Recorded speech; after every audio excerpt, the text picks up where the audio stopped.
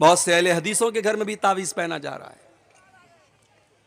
बच्चों की मालिश हो रही है, मां पेशानी पर टीका लगाती है। पूछो टीका क्यों लगाती हो? कहती है नजर ना लग जाए। बच्चा बीमार हो गया, गले में काले रंग का धागा बांध देती है। बच्ची बीमार हो गई, पेट में धागा बांध देती है। अहले हदीसों के घरों में यह सब होने लगा है। माफ कीजिएगा, अगर तौहीद में कमी है, अगर तौहीद गड़बड़ है, तो हमें और आपको अपने आप को अहले हदीस कहने का कोई हक नहीं। वो अहले हदीस हो ही नहीं सकता जिसके घर में तौहीद ना हो, जिसके दिल में तौहीद ना हो।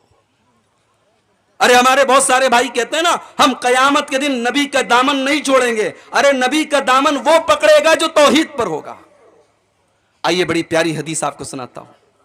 कयामत के दिन अल्लाह के नबी किसकी शफाअत करेंगे, किसका दामन मिलेगा, नबी का दामन किसको मिलेगा? जरा इस हदीस को अपने सामने रखिए। सही बुखारी के अल्फाज हैं। हजरत अबू हुरैरा कहते हैं कि मैंने अल्लाह के नबी से सवाल किया। अच्छा, अबू हुरैरा कौन है? जानते हैं आप अबू हुरैरा कौन है? पता है? बोलो भाई, सो रहे हो या जाग रहे हो? अबू हुरैरा कौन है? सहाबी हैं, बस इतना मालूम है, सहाबी हैं। और कुछ?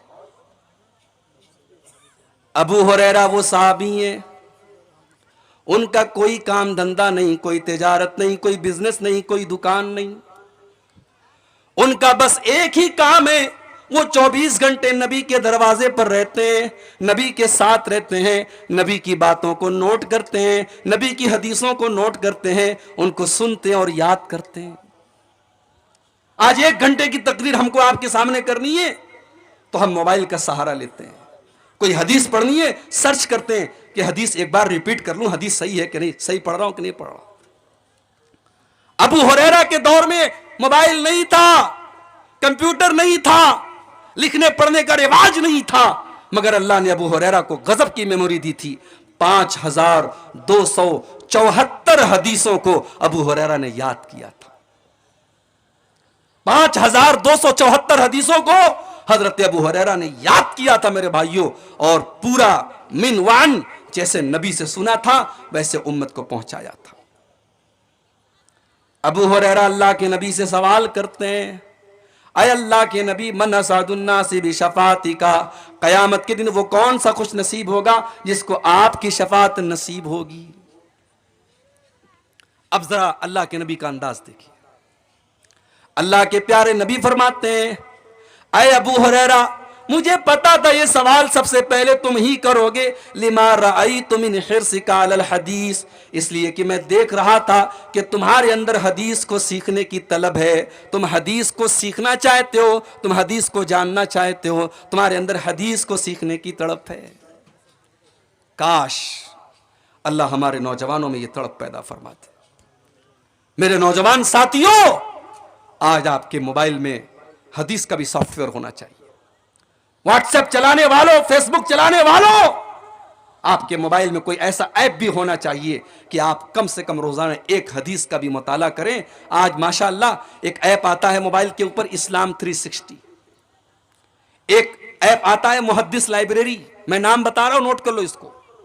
इस्लाम 360 मुहद्दिस लाइब्रेरी प्ले स्टोर में आपको मिल जाएगा।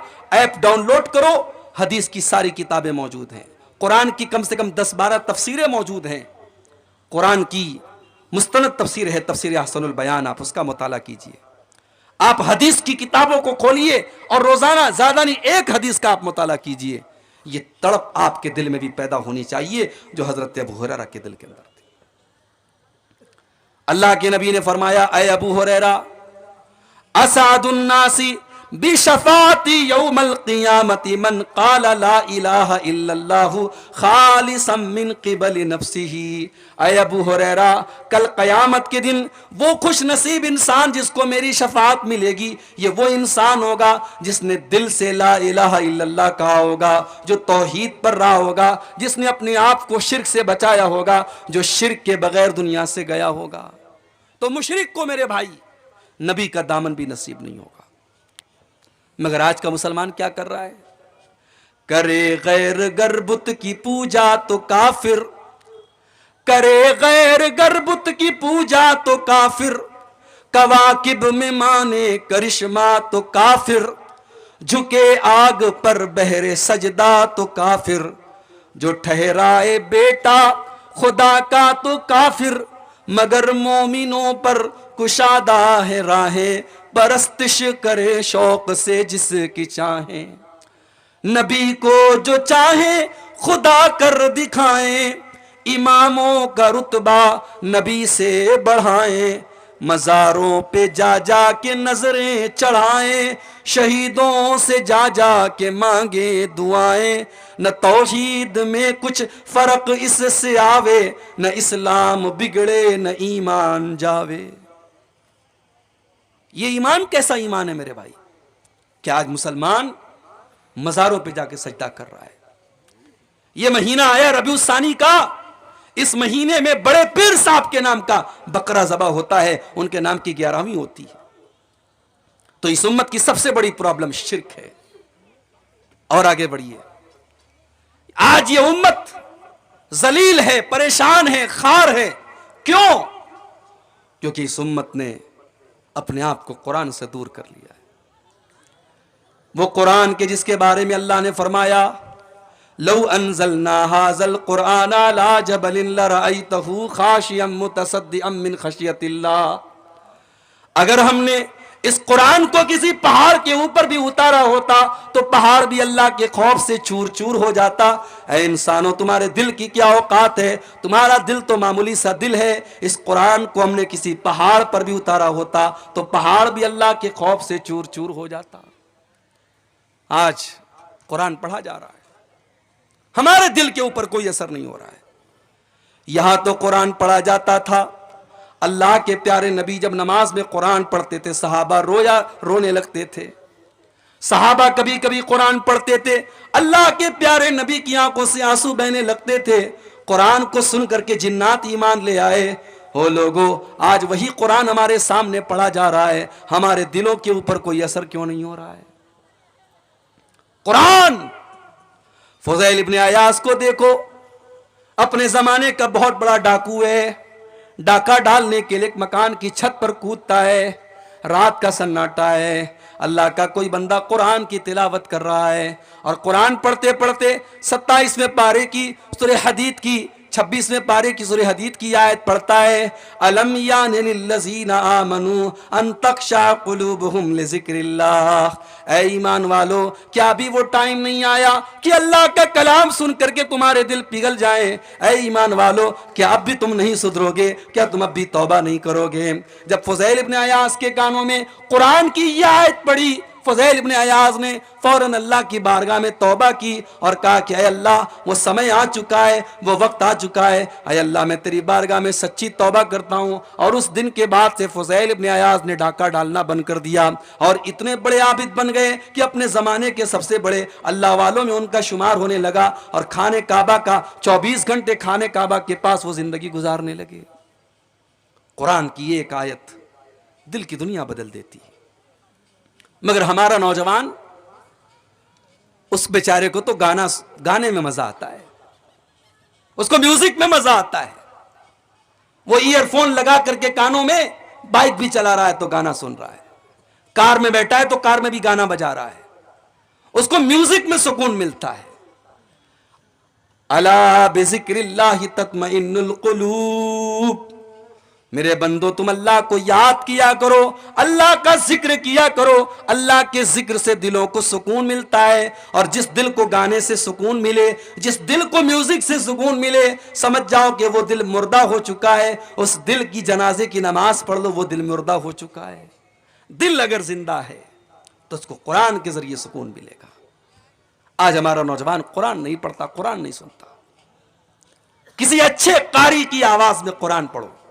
कभी यूट्यूब खोलो, उस पर लिखो सूरह मरियम शेख सऊद अश-शुरैम की आवाज में, सूरह मरियम शेख सुदैस की आवाज में, सूरह रहमान शेख मुअक्किली की आवाज में, शेख मिनशावी की आवाज में सूरह मरियम। किसी अच्छे कारी की आवाज में आप कुरान की तिलावत सुनो मेरे भाई, अल्लाह की कसम आपका दिल बाग बाग हो जाएगा, आपकी रूह सरशार हो जाएगी। अल्लाह के कलाम में आज भी वो कशिश है, वो अट्रैक्शन है। मगर हमने कुरान को तबर्रुक की किताब बना दिया। कुरान की जरूरत कब पड़ती है? भाई भाई में झगड़ा हुआ, चलो कुरान उठाओ कसम खाने के लिए। कुरान की जरूरत कब पड़ती है? कुरान को चूमने के लिए। कुरान की जरूरत कब पड़ती है? कुरान को पढ़ करके किसी को दम करने के लिए नहीं मेरे भाई। कुरान का यह सारा मकसद बाद में है। कुरान का सबसे बड़ा मकसद है कुरान को पढ़ा जाए, कुरान को समझा जाए, कुरान पर गौर किया जाए और कुरान पर अमल किया जाए। तारिक अनवर साहब हमारे दोस्त हैं, मैसेज किया इन्होंने हमको। हमने एक दिन मैसेज नहीं देखा, 2 दिन मैसेज नहीं देखा, 1 हफ्ता गुजर गया, 1 महीना गुजर गया। तारिक साहब ने कई मैसेज हमको किया, हमने मैसेज नहीं देखा। इनको बुरा लगेगा कि नहीं लगेगा? ये सोचेंगे यार दोस्ती का दावा है और मेरा मैसेज भी नहीं देखा जा रहा है। व्हाट्सएप पर कोई दोस्त मैसेज करे और हम व्हाट्सएप खोलें और दुनिया भर के मैसेज चेक करें और अपने दोस्त का मैसेज चेक ना करें, तो दोस्त तो नाराज हो जाएगा ना। कुरान अल्लाह का मैसेज है, कुरान अल्लाह का मैसेज है और वो मैसेज हमें मिला है मेरे भाई। ये मैसेज हमें मिला है और ये इसलिए मिला है कि इस मैसेज को हम पढ़ें और दुनिया को ये मैसेज पढ़ के सुनाएं, मगर हम खुद नहीं पढ़ते। कल कयामत के दिन अल्लाह की अदालत में हमारा गरेबान पकड़ा जाएगा मेरे भाई। अल्लाह के प्यारे नबी हमारा गरेबान पकड़ेंगे और कहेंगे वक़ाल अर्रसूल या रब्बी इन कौमी इत्तखज़ू हाज़ल कुरआन महजूरा। अल्लाह के रसूल कहेंगे आय अल्लाह मेरी कौम ने कुरान को छोड़ दिया था, आय अल्लाह मेरी कौम कुरान को नहीं पढ़ती थी। मोबाइल पर मैं व्हाट्सएप का मैसेज तो 50 बार चेक करती थी, मोबाइल पर मैसेज तो 50 बार चेक करती थी, आय अल्लाह तेरा मैसेज ये कभी खोल करके नहीं देखते थे। आधा घंटा के लिए सुबह दुकान खोलने जाते हो, आधा घंटा बैठ के तिलावत कर लो। सुबह नौकरी पे जा रहे हो, जाने के पहले 15 मिनट कुरान की तिलावत कर लो मेरे भाई। दिन भर फुर्सत नहीं मिलती, रात में आओ खाना खाओ। आज तो मोबाइल पर भी कुरान मौजूद है, मोबाइल पर 10 मिनट का टाइम निकालो, थोड़ा सा कुरान पढ़ दो, थोड़ा सा तर्जमा पढ़ दो। वलक़द यस्सरनल कुरआन लिज़्ज़िक्रि फ़हल मिन मुद्दकिर। हमने इस कुरान को आसान बनाया है याद करने के लिए, हमने इस कुरान को आसान बनाया है नसीहत हासिल करने के लिए, हमने इस कुरान को आसान बनाया है समझने के लिए। फ़हल मिन मुद्दकिर, क्या है कोई कुरान को समझने वाला, क्या है कोई कुरान से सबक हासिल करने वाला? तो यह उम्मत कुरान से दूर है, यह उम्मत नमाज से भी दूर है। मस्जिद के लिए जलसा हो रहा है, मस्जिद बन भी जाएगी इंशाअल्लाह, मगर आज मस्जिदों का हाल क्या है? जलसे में आ रहे हैं 1000 लोग, फजर तक सब गांव में रहते भी हैं, लेकिन फजर की नमाज में कितने लोग मिलेंगे? 20 लोग, 25 लोग, 10 लोग, 15 लोग। हय्या अलस सलाह की आवाज आ रही है, मुसलमान का कारोबार नहीं बंद हो रहा है।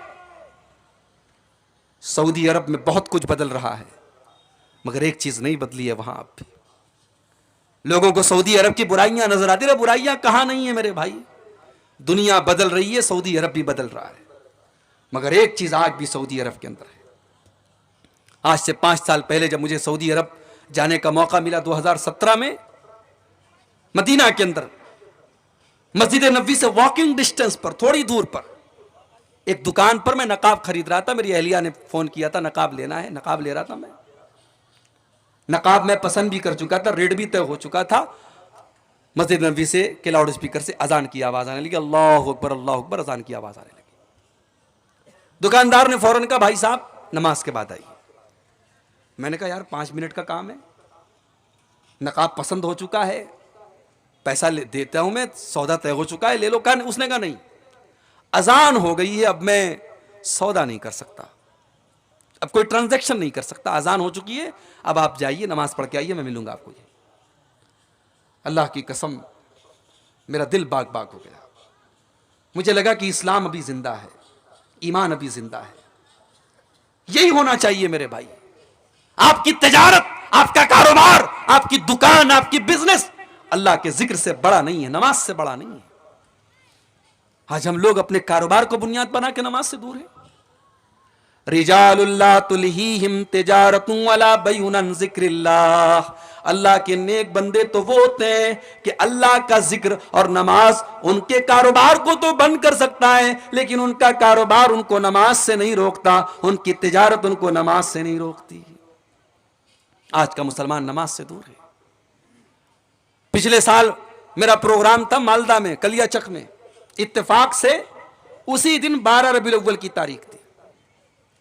कलियाचक के मार्केट से गुजरना मुहाल हो गया, इतनी भीड़ थी और इतना जुलूस निकल रहा था। किसका जुलूस निकल रहा था भाई? नबी के आशिकों का, नबी के चाहने वालों का। बड़े बड़े डीजे लगा करके हम मोहब्बत रसूल का ढिढोरा पीट रहे थे। जिस नबी ने अपनी जात से कभी किसी को तकलीफ नहीं पहुंचाई, उस नबी की मोहब्बत के नाम पर आज हम सड़कों को जाम कर रहे थे। कितने मरीज बेचारे फंसे थे, कितनी एम्बुलेंस फंसी थी, लेकिन मुसलमान अपने जश्न मनाने में बिजी है। नबी की मोहब्बत में जुलूस मनाने और जश्न मनाने वाले मुसलमानों को कोई यह क्यों नहीं बताता कि जिस नबी से तुम मोहब्बत का दावा करते हो, उस नबी को अपनी जान से भी ज्यादा प्यारी एक चीज थी, नमाज। वो नबी नमाज से इतनी मोहब्बत करते थे, इतनी मोहब्बत करते थे। अल्लाह के नबी कहा करते थे, जो इलत कुर्रतु आईनी फिस्सलाह, नमाज मेरी आंखों की ठंडक है। नमाज का टाइम होता था, अल्लाह के प्यारे नबी हजरत बिलाल से कहते थे, या बिलाल वरिहना बिस्सलाह, ऐ बिलाल जल्दी से अजान दे दो, मोहम्मद को सुकून पहुंचा दो, नमाज के जरिए मेरे दिल को सुकून पहुंचा दो। अल्लाह के नबी को नमाज के जरिए सुकून मिला करता था। अपने आखिरी टाइम भी अल्लाह के प्यारे नबी अपनी उम्मत को यह वसीयत करके गए थे, अस्सलाता अस्सलाता वमा मलकत ईमानुकुम, ओ लोगो नमाज की पाबंदी करना, ओ लोगो नमाज का ख्याल करना, नमाज को मत छोड़ना, अपने गुलामों का ख्याल रखना, अपने नौकरों का ख्याल रखना और नमाज का ख्याल रखना। नमाज कोई मामूली इबादत नहीं है मेरे भाई। रोजा जमीन पर फर्ज हुआ, ज़कात जमीन पर फर्ज हुई, हज जमीन पर फर्ज हुआ, नमाज आसमान पर फर्ज हुई। नमाज का हुक्म आसमान पर दिया गया। इसमें इशारा है इस बात की तरफ कि ऐ मोमिन, अगर तू अल्लाह वाला बनना चाहता है, तू अल्लाह के ऊंचा मकाम पाना चाहता है, तो तू नमाज की पाबंदी कर।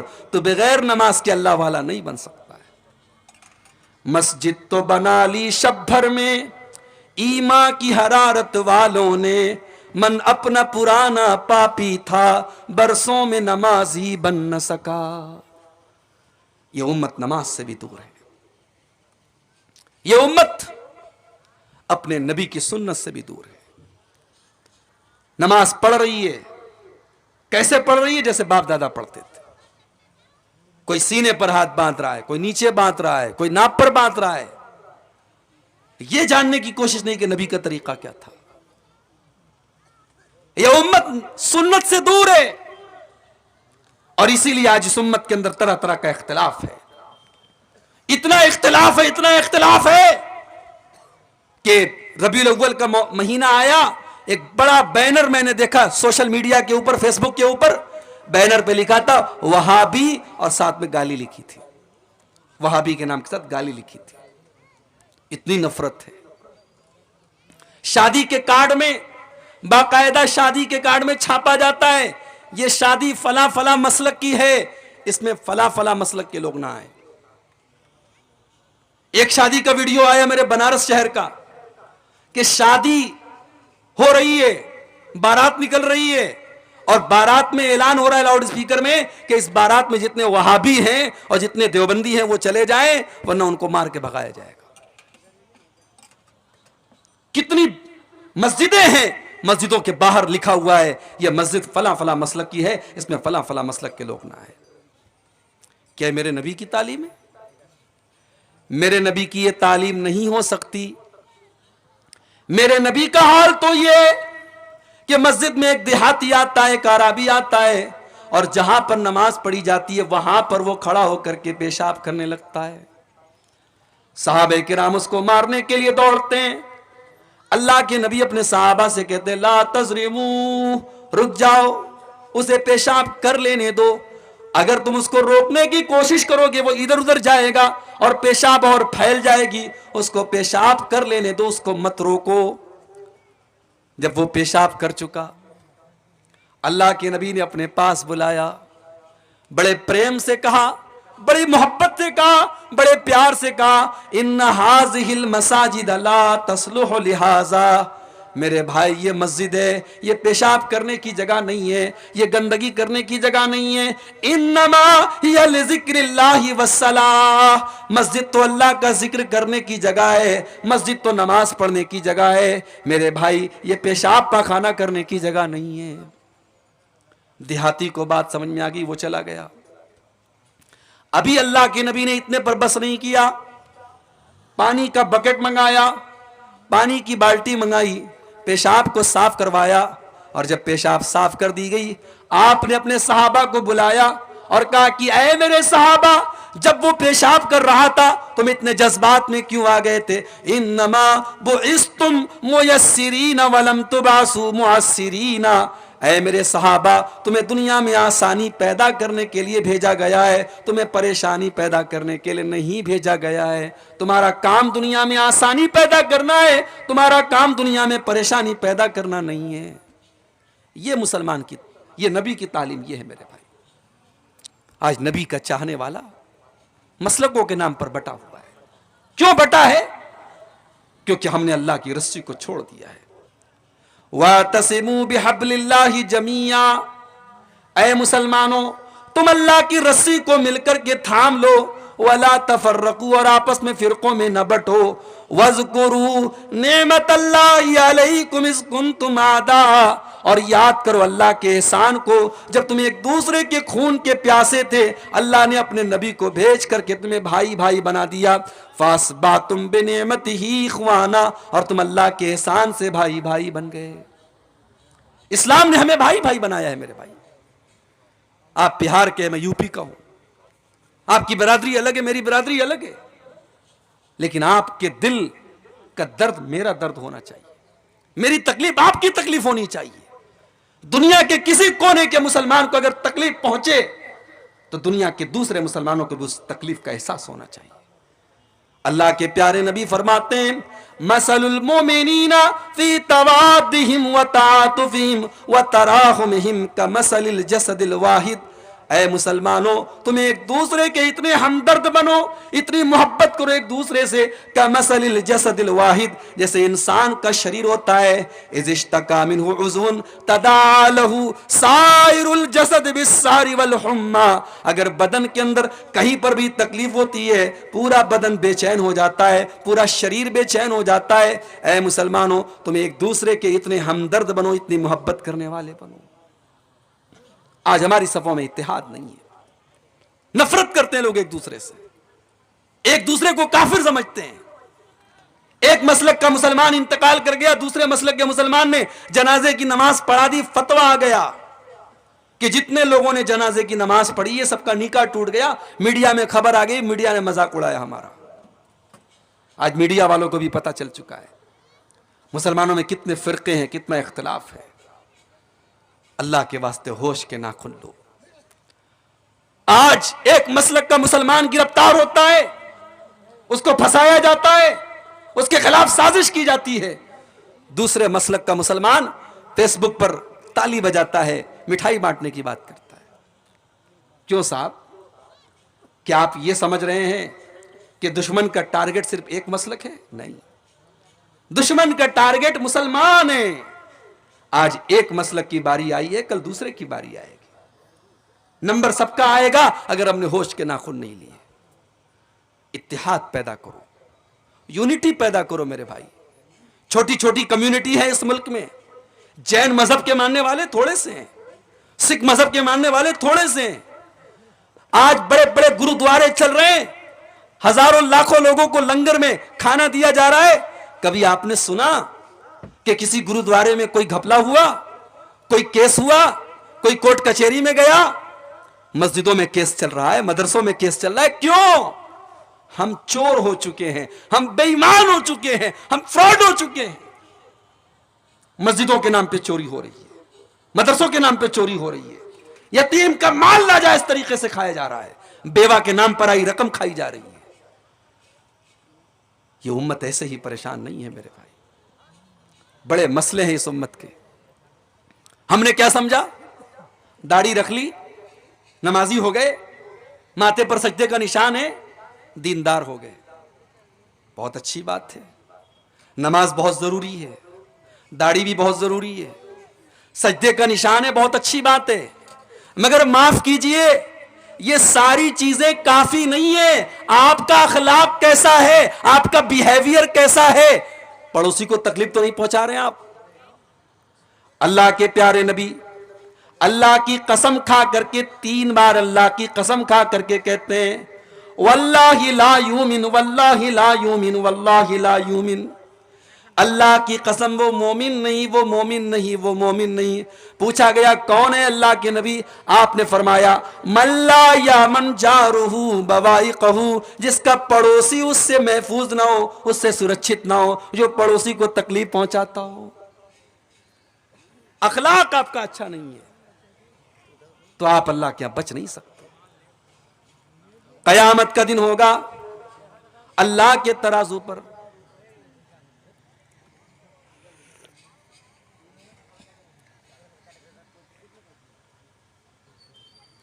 कयामत का दिन होगा, अल्लाह के तराजू पर सबसे भारी चीज कौन सी होगी।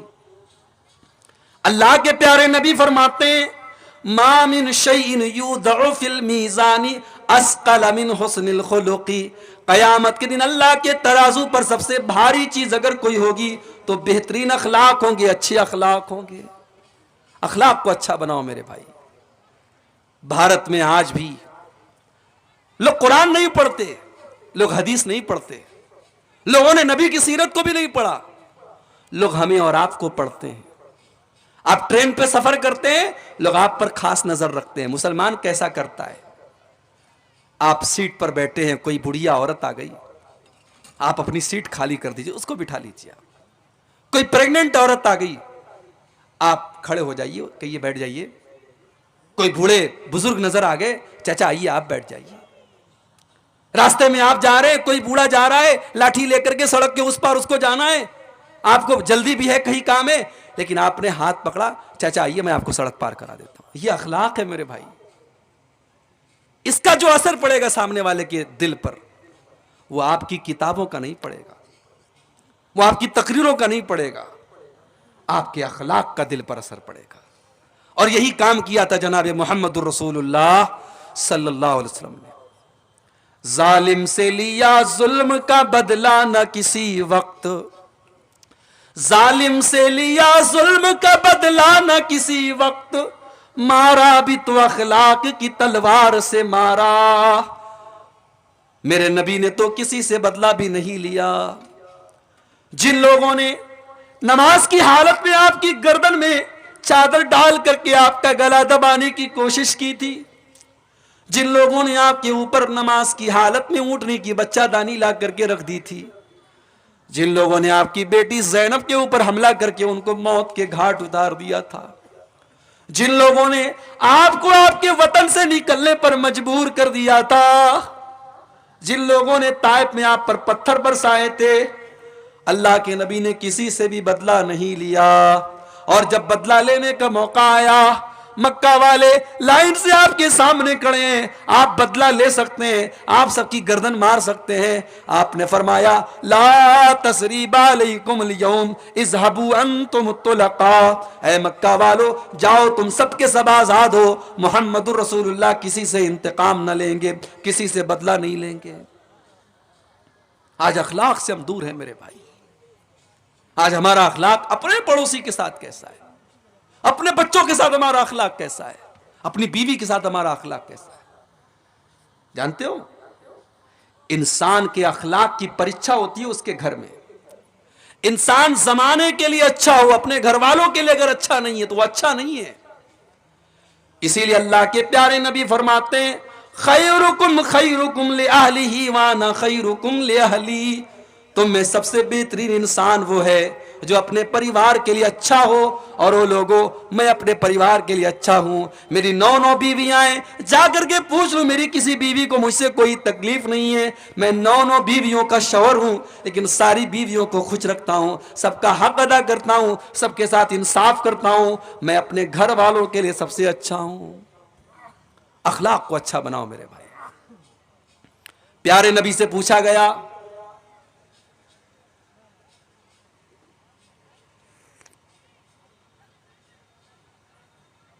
अल्लाह के प्यारे नबी से पूछा गया, अय अल्लाह के नबी, जन्नत में कौन सी चीज सबसे ज्यादा लेकर के जाएगी? अल्लाह के प्यारे नबी ने फरमाया, हुस्नुल खुलुकी, अच्छा अखलाक अपने अंदर पैदा कर लो। अच्छा अखलाक सबसे ज्यादा जन्नत में लेकर के जाएगा। पूछा गया है अल्लाह के नबी, सबसे ज्यादा जहन्नम के अंदर कौन सी चीज लेकर के जाएगी? आपने फरमाया, अल फमु वल फरजू, जुबान लेकर के जाएगी और शर्मगाह लेकर के जाएगी। जुबान की हिफाजत करो, गाली ना दो, इससे किसी को की गीबत ना करो, किसी की चुगली ना करो, किसी पर बहतान ना लगाओ, और शर्मगाह की हिफाजत करो। जुबान और शर्मगाह, ये 2 चीजें इंसान को जहन्नम में लेकर के जाएंगी। आज ये उम्मत अखलाक से भी दूर है। इस उम्मत का नौजवान आज मुख्तलिफ बुराइयों में पड़ा हुआ है। इस नौजवान को पता ही नहीं कि उसकी जवानी की क्या अहमियत है। बेचारा नमाज नहीं पढ़ता है, क्या सोचता है, अरे जब बूढ़े हो जाएंगे डंडा लेके चलने लगेंगे, लाठी लेके चलने लगेंगे, नमाज भी पढ़ने लगेंगे। मेरे प्यारे साथियों, क्या गारंटी है इस बात की? आपके 50 साल के होने तक आप जिंदा रहेंगे, इस बात की क्या गारंटी है? इलाहाबाद की सरजमीन है, यूपी के अंदर। 1 साल पहले मेरा प्रोग्राम था।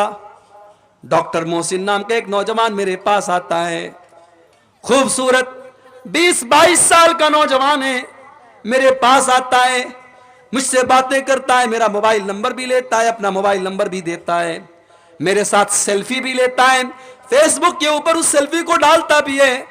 और अभी 1 महीना पहले खबर आती है डॉक्टर मोहसिन को डेंगू हो गया है, उसके हक में दुआ कीजिए। और 2-4 रोज के बाद फेसबुक के ऊपर खबर आती है डॉक्टर मोहसिन का इंतकाल हो गया, अब इस दुनिया में नहीं है वो।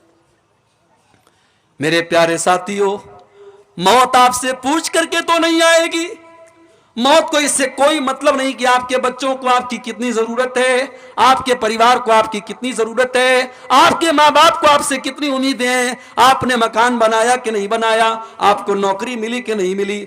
मौत तो आएगी और अपना काम करके चली जाएगी। ओ लोगों, इस जवानी की कदर कर लो, इस जवानी को अल्लाह की रजा के लिए गुजारो, इस जवानी में अल्लाह को खुश कर लो। नमाज की पाबंदी जवानी में करो, अपने चेहरे को दाढ़ी से जवानी में सजा लो, अपने माथे को सजदे के निशान से जवानी में सजा लो।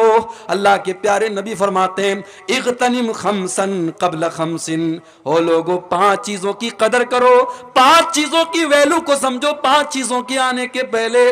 शबाबक क़ब्ल हरमिक, अपनी जवानी की कदर करो अपने बुढ़ापे के आने के पहले।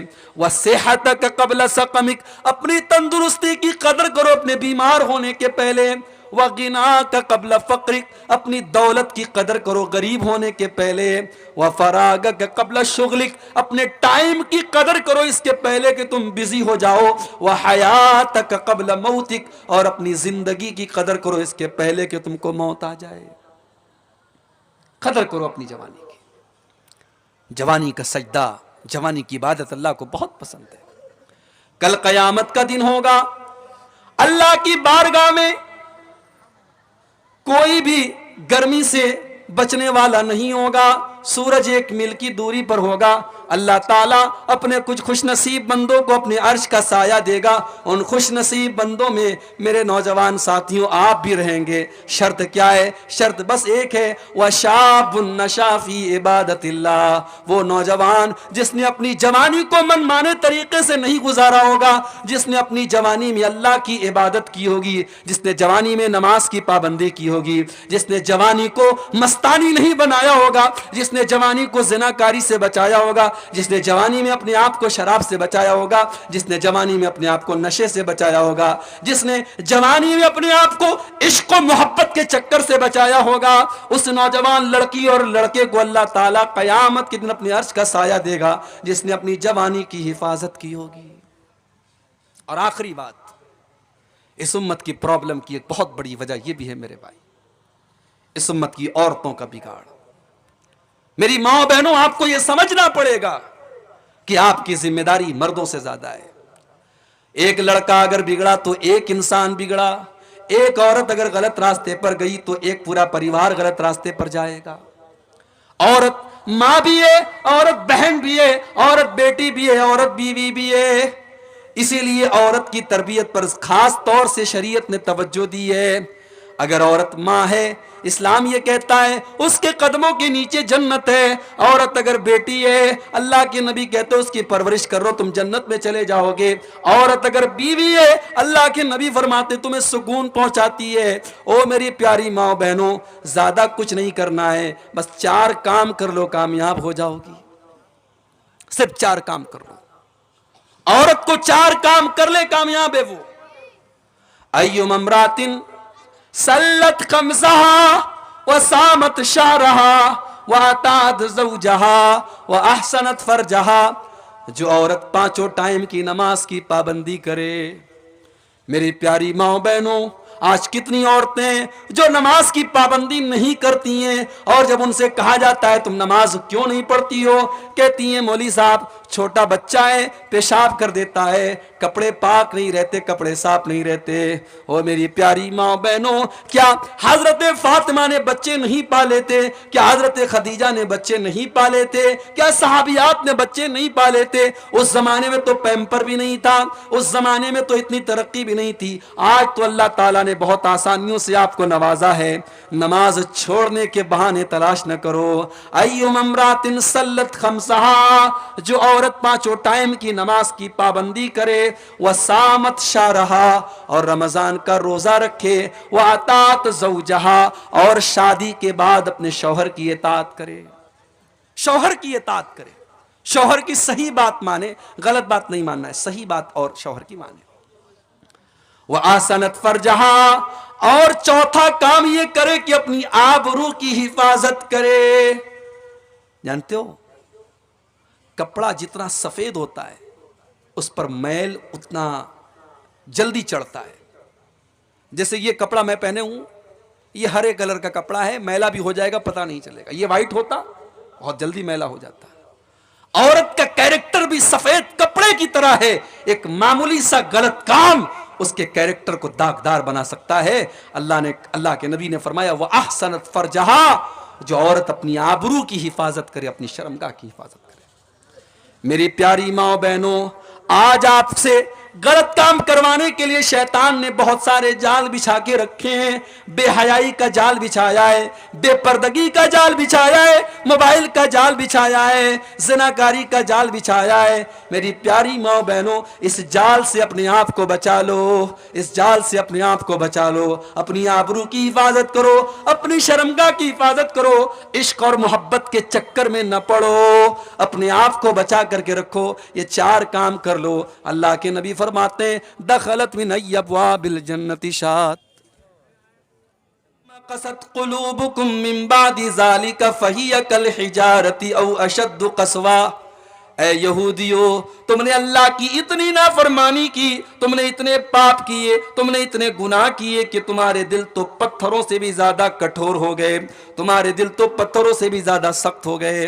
व इन्न मिनल हिजारति लमा यतफज्जरु मिनहुल अनहार, इसलिए कि पत्थर तो कुछ ऐसे भी होते हैं कि पत्थर के अंदर से पानी रिस रिस करके बहने लगता है। व इन्न मिनहा लमा यशक्ककु फयखरुजु मिनहुल मा, पत्थर तो कुछ ऐसे भी होते हैं कि जब पत्थर के ऊपर बार बार पानी पड़ता है तो पत्थर के अंदर भी सुराख हो जाता है और पत्थर से पानी बहने लगता है। व इन्न मिनहा लमा यहबितु मिन खशियतिल्लाह, पत्थर तो कुछ ऐसे भी होते हैं जो अल्लाह के खौफ से झुक जाते हैं, नरम पड़ जाते हैं। मगर यहूदियों, तुम तो इतने सख्त दिल हो चुके हो कि तुम्हारे दिल तो उन पत्थरों से भी ज्यादा गए गुजरे हैं। अल्लाह ने तो यहूदियों के बारे में कहा था आज यहूदियों की जगह हम और आप अपने आप को रख करके सोचें, हमारे दिल भी मेरे भाइयों पत्थरों से भी ज्यादा सख्त हो गए। रोजाना जलसे हो रहे हैं। नवंबर दिसंबर का महीना आपके सीमांचल में जलसों का महीना है। आज इस गांव में तकरीरें, कल उस गांव में तकरीरें, परसों फला गांव में तकरीरें, 20-20 तकरीरें हम सुन रहे हैं। लेकिन बेनमाजी आज भी बेनमाजी है, सिगरेट पीने वाला आज भी सिगरेट का आदी है, शराब पीने वाला आज भी शराब का आदी है, हराम खाने वाला आज भी हराम खोर है। क्यों मेरे भाई? इसलिए कि गुनाह करते करते, पाप करते करते हमारे दिलों के ऊपर अल्लाह ने मुहर लगा दी है। अल्लाह के प्यारे नबी फरमाते हैं, इन्नल अब्द इज़ा अख्ता खतियतन, जब बंदा कोई गुनाह का काम करता है, जब बंदा कोई पाप करता है, नुकितत फी क़ल्बिही नुक्ततुन सौदा, तो अल्लाह ताला उसके दिल के ऊपर एक काले रंग का धब्बा डाल देता है। एक ब्लैक कलर का, एक काले रंग का पॉइंट और धब्बा उसके दिल के ऊपर डाल दिया जाता है। अगर बंदा तौबा कर लेता है, वो धब्बा मिटा दिया जाता है। लेकिन अगर बंदा बार बार उसी गुनाह को करता है, बार बार अल्लाह को नाराज करता है, बार बार वो गलत काम करता है, तो वो काले रंग के धब्बे उसके दिल के ऊपर बढ़ते चले जाते हैं। हत्ता तालु क़ल्बहु, यहां तक के पूरा दिल, पूरा का पूरा दिल काला हो जाता है। और जब दिल काला हो जाता है, अल्लाह के प्यारे नबी फरमाते हैं, फज़ालिकर रानो, तो दिल के ऊपर एक गिलाफ चढ़ जाता है, एक पर्दा चढ़ जाता है। और इसी पर्दे का जिक्र अल्लाह ने कुरान में किया, कल्ला बल रान अला कुलूबिहिम मा कानू यक्सिबून, मेरे बंदो तुम्हारे करतूतों की वजह से, तुम्हारे गलत कामों की वजह से तुम्हारे दिलों के ऊपर पर्दा पड़ चुका है। आप तो खुश नसीब हैं, शायद आपको अंदाजा ना हो। जब आप ये कहते हैं ना कि हम अहले हदीस हैं, तो ये कोई मजाक नहीं है मेरे भाई। अल्लाह ने आपको बहुत सारी गंदगियों से बचाया है। उत्तर प्रदेश में आओ, बनारस से 200 किलोमीटर की दूर पर एक दरगाह है, नाम है कछौछा शरीफ। हर जुमेरात को औरतें जाकर के सजदा कर रही हैं वहां पर। और आगे बढ़ो, लखनऊ के करीब देवा शरीफ, रंडी का नाच होता है वहां देवा शरीफ के उर्स के मौके पर। और आगे बढ़ो, दिल्ली में निजामुद्दीन की दरगाह, वहां पर लोग सजदे कर रहे हैं। और आगे बढ़ो, राजस्थान में अजमेर है, मस्जिद बगल में है, अल्लाह के दर पे सजदा करने वाले नहीं हैं, मगर ख्वाजा मोइनुद्दीन चिश्ती अजमेरी की कब्र पर लाखों लोग सजदा कर रहे हैं। आज का मुसलमान शिर्क कर रहा है, उसके बाद कहता है कि मुझे जूते क्यों पड़ रहे? तुझे जूते, तुझे अल्लाह ताला ने जिस चीज का तुझे जिम्मेदार बनाया था, ला इलाहा इल्लल्लाह, तूने उस ला इलाहा इल्लल्लाह की को खत्म कर डाला। तूने इतना शिर्क किया है और अल्लाह को छोड़ करके गैरों के दर पर तूने अपनी पेशानी को इतना जलील किया है कि अल्लाह ताला अगर चाहे तो तुझे सब हस्ती से मिटा दे। कल रात में मेरा प्रोग्राम था यूपी के अंदर, लखनऊ के करीब में एक जगह राय बरेली। मुझे वहां के नौजवानों ने दावत दी, कहा शेख साहब हमारे यहां बिल्कुल अहले हदीस नहीं है, 2-4-5 घर के लोग हैं, आप आइए। पूरा इलाका कब्र परस्तों का इलाका है। मोहब्बत रसूल के मौजू पर वहां मेरी तकरीर हुई। बड़ा अच्छा कस्बा है यूपी का राय बरेली, बड़ी तरक्की में है वहां के मुसलमान। मुसलमान तो हैं, कौन से मुसलमान हैं? अल्लाह को छोड़ करके गैरों के दर पे सर झुकाने वाले। दीपावली का त्योहार आया, हमारे कितने मुसलमान गैर मुस्लिमों को मुबारकबाद भी दे रहे थे और बड़े बड़े बैनर लगा रहे थे। इसी बिहार में सीवान में एक जगह मैंने देखा, बैनर लगा था, कोई मुसलमान दुकानदार अपने गैर मुस्लिम भाइयों को दिवाली की मुबारकबाद दे रहा था और बैनर पे लिखा था, मां लक्ष्मी आप पर कृपा करे। यानी मुसलमान को यह भी पता नहीं है कि तौहीद का मतलब क्या है और शिर्क का मतलब क्या है, और कौन सी चीज ऐसी है जो उसकी तौहीद को बर्बाद कर देती है। कुछ बेशरम मुसलमान हैं, कहते अरे हम तो बिस्मिल्लाह पढ़ के सब खा लेते हैं। गैरुल्लाह के नाम पर कोई मुर्गा ज़बा किया गया, गैरुल्लाह के नाम पर बकरा ज़बा किया गया, गैरुल्लाह के दर पे चढ़ाई गई मिठाई आई, ये बेशरम बिस्मिल्लाह पढ़ के खा लेता है। कल को सुअर का गोश्त तेरे सामने आएगा तो बिस्मिल्लाह पढ़ के खा लेगा। कल को शराब तेरे सामने पेश की जाएगी तो बिस्मिल्लाह पढ़ के पी लेगा। जितनी हराम शराब है और जितना हराम सूअर का गोश्त है, उतना ही हराम एक मुसलमान के लिए वो चीज है मेरे भाइयों जिस चीज पर गैरुल्लाह का नाम दिया गया। नहीं जानते हमारे मुसलमान भाई। आजकल बड़ा मीडिया में एक मामला चल रहा है, दिल्ली के अंदर एक मुसलमान लड़के ने गैर मुस्लिम लड़की के साथ लिव इन रिलेशनशिप में रहते थे। अब यह भी चल रहा है समाज में, शादी के बगैर लड़का लड़की रह रहे, समाज को कोई एतराज नहीं है, समाज उसको बर्दाश्त कर रहा है। यह नया भारत है, यह आधुनिक भारत है, यह मॉडर्न भारत है। मेरा इस्लाम तो यह कहता है तुम निकाह कर रहे हो, तुम शादी कर रहे हो। मौलवी साहब भी आ गए, उन्होंने निकाह भी पढ़ा दिया, लेकिन आपका मकसद घर बसाना नहीं है, आपका मकसद सिर्फ अपनी शहवत को पूरी करना है। तो कुरान कहता है कि ऐसा निकाह करना जायज नहीं है। मुहसिनीना गैर मुसाफिहीना, निकाह का मकसद घर बसाना है, परिवार बसाना है, सिर्फ अपनी शहवत को और अपनी सेक्सुअल डिजायर को पूरा करना नहीं है। भाई इंसान और जानवर में कुछ तो फर्क होना चाहिए। यानी इस्लाम इस बात की भी इजाजत नहीं देता कि आप निकाह करें इस मकसद के तहत कि हम सिर्फ अपनी ख्वाहिश पूरी करें। नहीं, आपको घर बसाना है, आपको बीवी का हक अदा करना है। वो इस्लाम जो निकाह के मामले में इतनी पाबंदी लगाता है, क्या वो इस्लाम इस बात की इजाजत दे देगा कि लड़का लड़की बगैर शादी के लिव इन रिलेशनशिप में रहें? खुली हुई ज़िनाकारी है। और आफ्ताब नाम का वो लड़का श्रद्धा नाम की एक लड़की के साथ रहता था। सवाल यह नहीं है कि श्रद्धा के घर वालों को इतराज था कि नहीं था, सवाल यह है कि आफ्ताब के घर वालों को इतराज क्यों नहीं था। समाज की यह दोगली तस्वीर भी हमें खत्म करनी पड़ेगी मेरे भाई।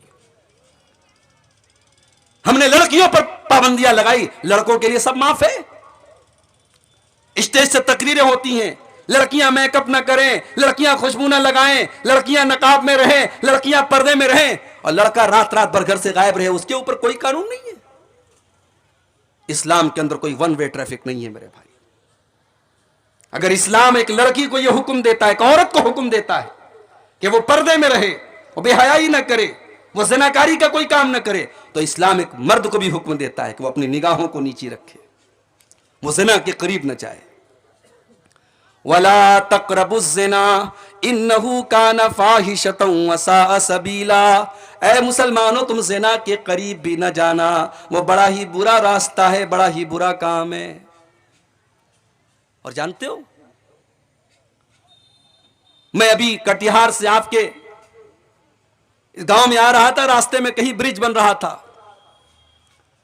ब्रिज के ऊपर रास्ता भी बना नहीं है, तो ब्रिज के शुरुआत में सरकार ने, गवर्नमेंट ने एक बड़ा सा बोर्ड लगा दिया जिस पर क्रॉस का निशान बना दिया कि ये रास्ता जाने का नहीं, इस पर मत जाना।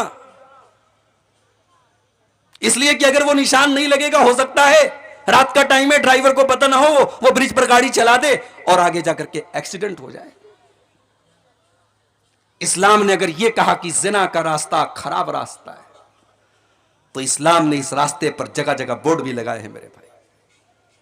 घर में देवर भी रहता है, भाभी भी रहती है, इस्लाम ने यह हुक्म दिया।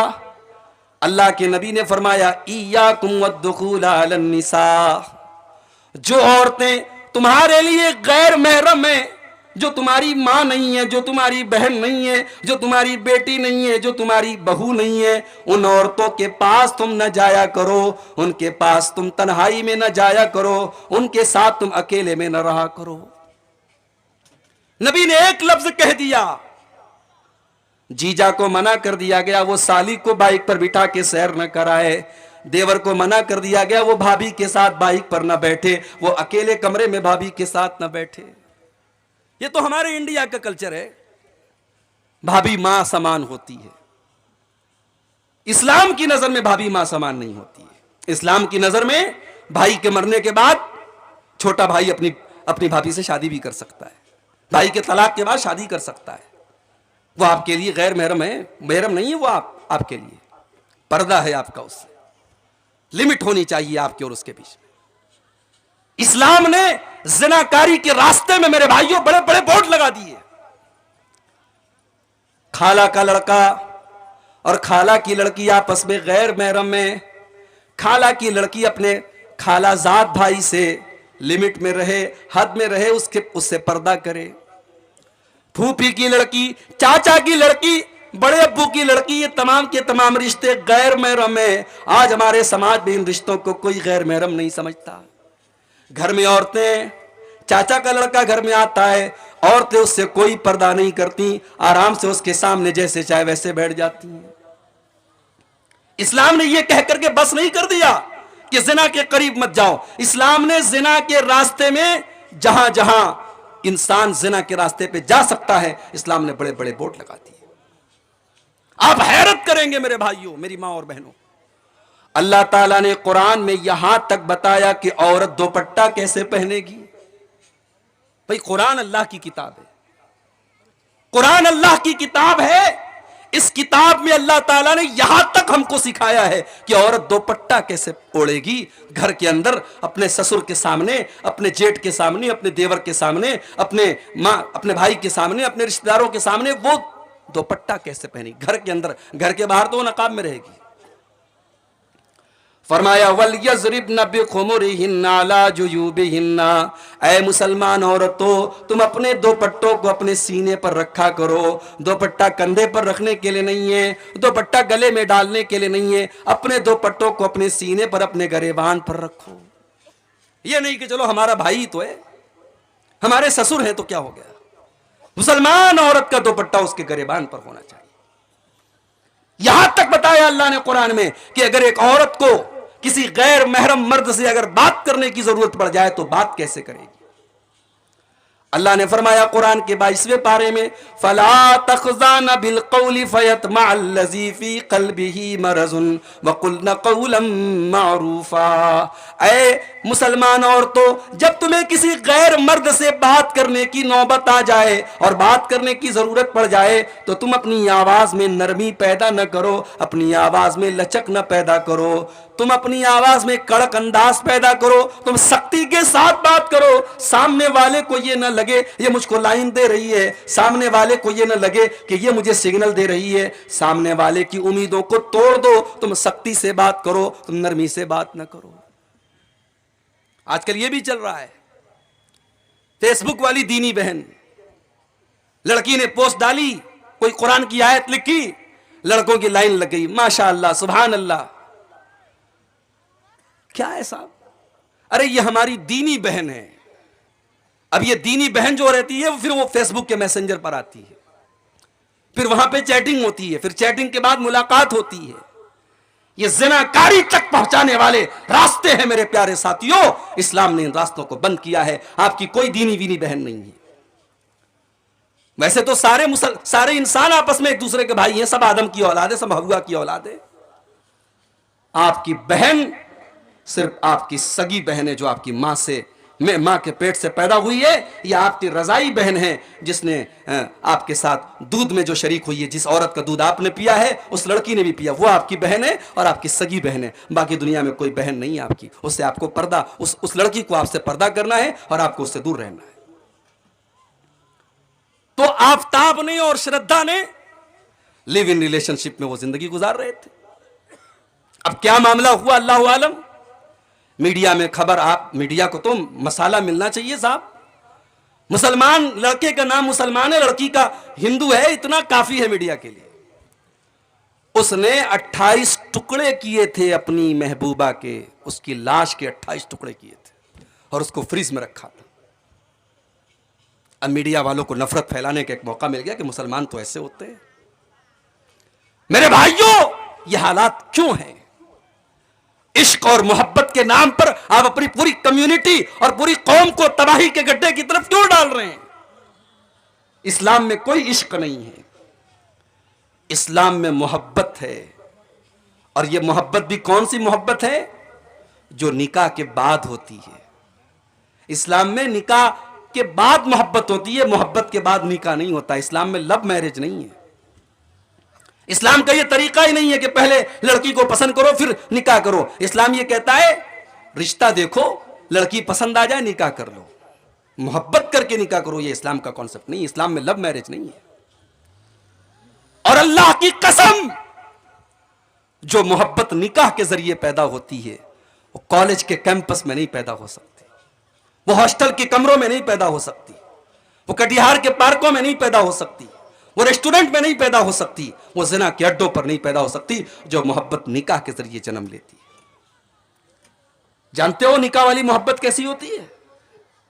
60 साल का बूढ़ा है, 50 साल की बुढ़िया है, न बुढ़िया के अंदर अब कोई खूबसूरती बची है, न बुढ़े के अंदर अब कोई ताकत बची है, लेकिन बुढ़िया को खांसी आती है तो बूढ़ा बेचैन हो जाता है, बूढ़े के पेट में दर्द होता है, बुढ़िया बेचैन हो जाती है। बुढ़िया 2 दिन के लिए मायके चली जाती है, बूढ़े को रात में नींद नहीं आती है, बूढ़े के सर में रात में दर्द होता है, बुढ़िया अपनी नींद कुर्बान करके अपने शौहर के सर को दबाती है। ये प्यार है मेरे भाई, ये ट्रू लव है, ये मोहब्बत है। ये मोहब्बत किसने पैदा की? अल्लाह ने मोहब्बत पैदा की। वमिन आयातिही अन खलक़ लकुम मिन अनफुसिकुम अज़वाजन लितस्कुनू इलैहा वजअल बैनकुम मवद्दतन व रहमा। मेरे बंदो, अल्लाह की बहुत बड़ी निशानी ये भी है, उसने तुम्हारे लिए तुम्हारे जोड़े बनाए, उसने तुम्हारे लिए तुम्हारी बीवियों को बनाया ताकि तुम उनसे सुकून हासिल करो। वजाल बैनकुम मवद्दतन व रहमा, और अल्लाह ने मियाँ बीवी के दरमियान मोहब्बत डाल दी, रहमत डाल दी। अल्लाह ने शौहर और बीवी के दरमियान मोहब्बत पैदा कर दी। लड़का लड़की को नहीं जानता, उसने कभी शक्ल भी शादी के पहले नहीं देखी थी, उसके माँ बाप गए, लड़की को पसंद किया, निकाह हो गया, मौलवी साहब ने अल्लाह का कुरान पढ़ा, कलाम पढ़ा, निकाह हो गया। दोनों में इतनी मोहब्बत हो गई, इतनी मोहब्बत हो गई कि लड़का अगर परदेश में जाने लगता है, लड़की की आंखों से आंसू बहने लगते हैं, वो अपने शौहर की जुदाई बर्दाश्त नहीं कर पाती। अल्लाह ने फरमाया ये मोहब्बत पैदा करने वाले हम हैं। मेरे बंदो, ये सच्ची मोहब्बत है, ये सच्चा प्यार है जो उसके दिल में हमने डाला है, जो शौहर के दिल में बीवी के लिए हमने डाला, जो बीवी के दिल में शौहर के लिए हमने डाला। आज हमारा नौजवान जिना के अड्डों की तरफ जा रहा है। मुसलमान लड़कियां आज गैरों के साथ भाग रही हैं, मुर्तद हो रही हैं। मेरे प्यारे साथियों, आज सबसे पहले अपने ईमान की कदर करो, अपने ईमान की अहमियत को समझो, अपनी तौहीद की अहमियत को समझो, अपने सर को अल्लाह के अलावा किसी और के दर पे न झुकाओ।